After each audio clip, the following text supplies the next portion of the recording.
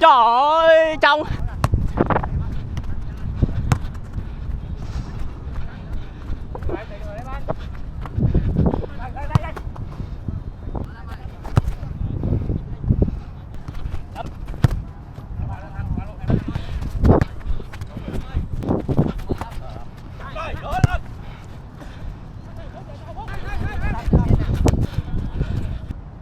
Ôi, bác sĩ ghét không?